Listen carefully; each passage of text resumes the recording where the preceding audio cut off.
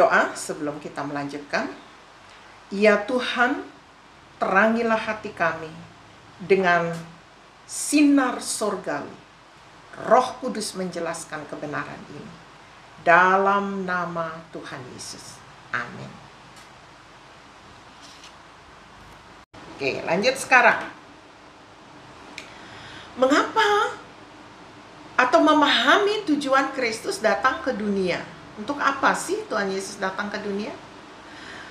Mengapa Yesus Kristus perlu meninggalkan kemuliaannya di sorga dan datang ke dunia untuk mati di kayu salib? Lihat Yesaya 59 ayat 2. Yesaya 59 ayat 2. Yesaya 59 ayat 2 bunyinya demikian. Tetapi yang merupakan pemisah antara kamu dan Allahmu ialah segala kejahatanmu, dan yang membuat dia menyembunyikan diri terhadap kamu sehingga ia tidak mendengar ialah segala dosamu. Jadi kondisi manusia terpisah dengan Allah. Itu menurut Yesaya. Sekarang Yohanes 17 ayat 3. Yohanes 17 ayat 3 berbunyi, inilah hidup yang kekal itu, yaitu bahwa mereka mengenal Engkau satu-satunya Allah yang benar, dan mengenal Yesus Kristus yang telah Engkau utus. Jadi kesimpulan yang kita dapat dari Yesaya dan dari Yohanes, mengapa Yesus perlu tinggalkan sorga untuk datang ke dunia dan mati di kayu salib?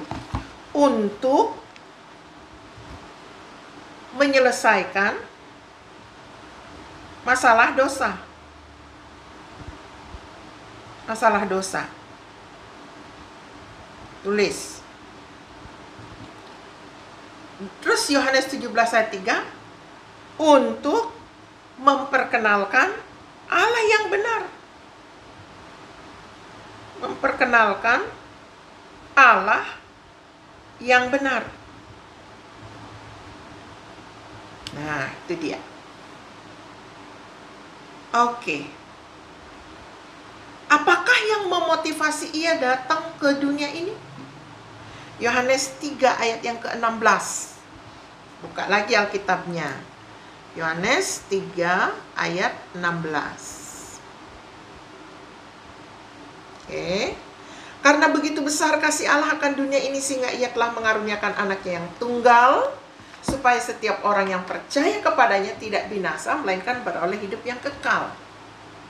Kira-kira apa yang memotivasi dia datang ke dunia ini? Menurut ayat ini. Ya, kasih. Saudara tulis di situ, kasih. Kasihnya yang begitu besar. Tidak ada yang bisa melawan kasihnya Allah ini. Pertanyaan berikut, apakah upah yang layak kita terima akibat dosa kita? Roma 6 ayat 23. Sebab upah dosa ialah maut, tetapi karunia Allah ialah hidup yang kekal dalam Kristus Yesus Tuhan kita. Jadi apakah upah yang layak kita terima akibat dosa kita? Tulis di situ, maut. Apa artinya maut? Terpisah dengan Allah selama-lamanya. Oke. Lanjut. Oleh karena kematiannya, hadiah apakah yang ditawarkannya kepada kita sebagai ganti kematian atau maut yang layak kita terima? Menurut ayat yang tadi, hidup yang kekal. Saya baca ulang. Sebab upah dosa ialah maut, tetapi karunia Allah ialah hidup yang kekal dalam Kristus Yesus. Jadi, sebagai ganti kematian yang harusnya kita terpisah dari Allah, tapi karena Yesus mati, Terbalik jadi. Kita layak menerima hidup yang kekal. Kita layak menerima kasih karunia Allah. Tulis. Kasih karunia Allah atau hidup yang kekal.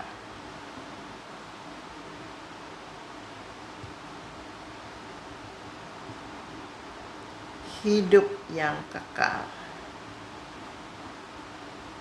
Oke. Baik. Sedikit lagi. 1 Petrus pasal 3 ayat yang 1 Petrus 1 ayat 3 dan 4. Oke, kita lihat 1 Petrus 1 ayat 3 dan 4. Baik, saya baca. Terpujilah Allah dan Bapa Tuhan kita Yesus Kristus, yang karena rahmat yang besar telah melahirkan kita kembali oleh kebangkitan Yesus dari antara orang mati kepada suatu hidup yang penuh pengharapan, untuk menerima suatu bagian yang tidak binasa, yang tidak dapat cemar, dan yang tidak dapat layu, yang tersimpan di sorga bagi kamu. Jadi apakah yang Yesus telah lakukan bagi kita secara sempurna? Melahirkan kita kembali. Dia telah melahirkan kita kembali oleh kebangkitannya. Dan memberikan kita suatu harta, suatu bagian yang tidak akan cemar, tidak layu, yang tersimpan di sorga. Ulangi sambil tulis. Apa yang Yesus lakukan bagi kita? Melahirkan kita kembali. Dan memberikan bagian yang kekal, yang tersimpan di sorga. Oke. Di sini dibilang tidak dapat layu, ya. Itu tidak dapat cemar, itu artinya kekal, ya. Tidak ternoda. Nah, apakah pengaruh kebangkitannya terhadap persekutuan kita dengan Tuhan? 1 Petrus pasal 3 ayat 18. 1 Petrus 3 ayat 18. Sebab juga Kristus telah mati sekali untuk segala dosa kita, Ia yang benar untuk orang-orang yang tidak benar, supaya Ia membawa kita kepada Allah. Ia yang telah dibunuh dalam keadaannya sebagai manusia, tetapi yang telah dibangkitkan menurut roh. Jadi apa pengaruh kebangkitannya terhadap persekutuan kita dengan Allah, dengan Tuhan? Ia membawa kita kepada Allah. Allah yang benar tentunya. Tulis. Ia membawa kita kepada Allah yang benar. Yaitu pengaruh kebangkitannya. Itu sebabnya tidak mungkin orang mengenal Allah yang benar di luar Yesus. Saudara harus tahu itu. Penting saudara paham ini. Ya. Lanjut. Ibrani 9 ayat 22. Ini juga mengenai kematiannya di salib. Ibrani 9 ayat 22. Dan hampir segala sesuatu disucikan menurut hukum Taurat dengan darah, dan tanpa penumpahan darah tidak ada pengampunan. Saudara perhatikan, jika Kristus tidak mati bagi dosa kita, apakah mungkin kita menerima pengampunan Allah? Jelas tidak. Mengapa? Menurut Ibrani ini, mengapa tidak bisa diampuni? Karena tanpa penumpahan darah tidak ada pengampunan dosa. Ya, tulis di situ. Tidak, kita tidak bisa menerima pengampunan. Mengapa tidak? Karena, tulis, tanpa penumpahan darah tidak ada pengampunan.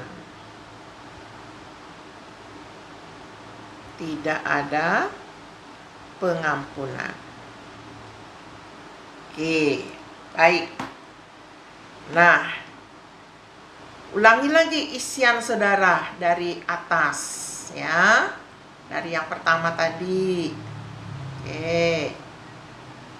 Pendapat saudara tentang Yesus. Menurut saudara, apakah yang dimaksud oleh Yesus dengan pernyataannya dalam Yohanes 10 ayat 30, aku dan Bapa adalah satu? Ya, artinya dia dan Bapa adalah Allah. Kalau kita percaya Bapa itu Allah, dan Yesus katakan aku dan Bapa satu, berarti Yesus juga adalah Allah. Yohanes 14 ayat 9 dikatakan, yang melihat Yesus telah melihat Bapa. Artinya Yesus dan Bapa adalah sama Allah. Kemudian Lukas 22 ayat 70 sampai 71, Yesus sendiri mengatakan dirinya ia adalah anak Allah. Lalu kebangkitannya sendiri itu membuktikan tentang apa? Dia adalah anak Allah yang hidup, Yesus Kristus Tuhan kita. Itu jelas dalam Roma 1 ayat 3 dan 4. Lalu berdasarkan fakta itu, menurut saudara siapa Yesus itu? Tidak ragu lagi, kita pasti berani mengatakan Yesus adalah Allah. Dia adalah anak Allah yang telah datang ke dunia ini, mati dan bangkit. Mengapa kita percaya begitu? Karena dia bangkit dari kematian. Semua penganjur agama lain tidak pernah bangkit dari kematian. Yesus satu-satunya. Sekarang, memahami tujuan Kristus, untuk apa dia datang ke dunia? Untuk menyelesaikan masalah dosa. Untuk memperkenalkan Allah yang benar kepada manusia. Yohanes 3 ayat 16, apa yang memotivasi dia datang? Kasihnya. Kemudian apa upah yang layak kita terima akibat dosa? Maut, terpisah dengan Allah. Sekarang karena kematiannya, terbalik. Hadiah apa yang ia tawarkan? Karunia Allah yang dia tawarkan. Hidup yang kekal, hidup yang bersama Allah karena kematiannya.